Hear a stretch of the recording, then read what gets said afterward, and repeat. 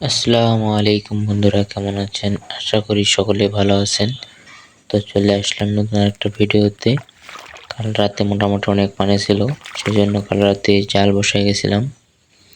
তো আজকে চলে এসেছি সকাল সকাল জাল উঠাইতে। তো দেখি জালে কি কি মাছ ধরা পড়েছে, আপনাদের দেখানোর চেষ্টা করব কি কি মাছ ধরেছে। দেখতে পাচ্ছেন সামনে একটি পুঁটি মাছ ধরেছে। পুঁটি নাকি চোপড়া মাছ ধরা পড়েছে, বেশি মাছ ধরা নেই।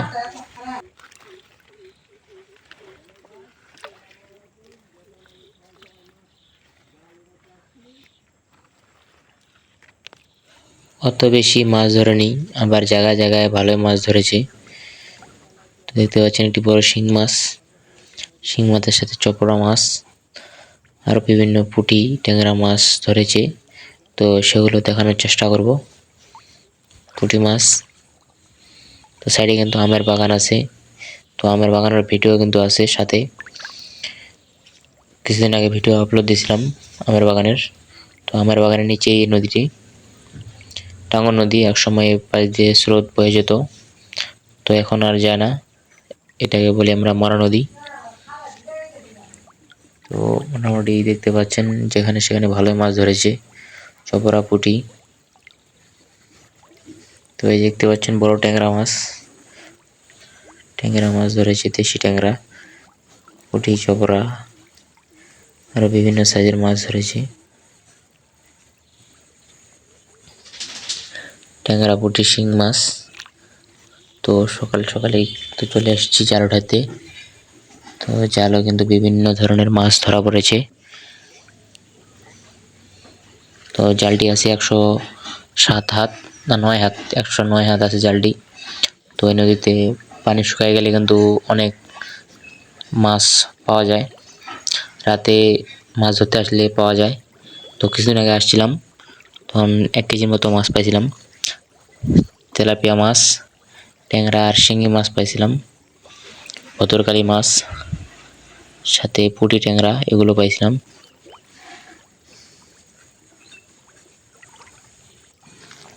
এটা হলো টাঙ্গন নদীর শাখা।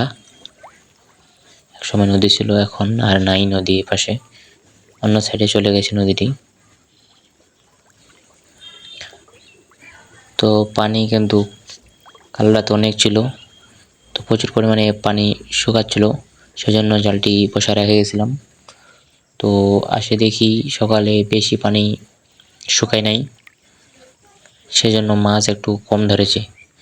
না হলে কয়েকদিন আগে মাছ ধরছিল অনেক, প্রায় 3-4 কেজি মাছ ধরছিল। এখন ওরকম মাছ ধরে নেই, জাল কিন্তু অনেক চিড়ে গেছে, জায়গায় জায়গায় জাল চিড়ে গেছে।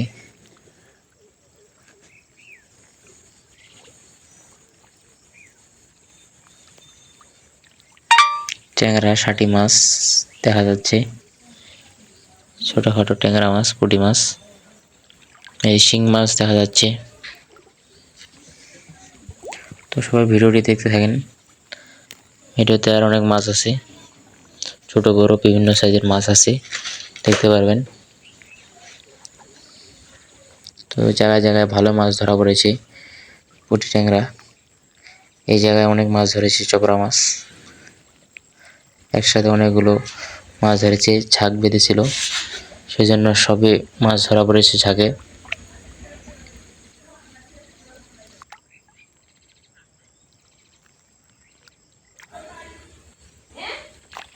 তো মাছ বেশি পাওয়া যায়নি, সেজন্য জালটি তাড়াতাড়ি করে গুছা নিলাম। গুছানোর পর এখন বাড়ি যাব।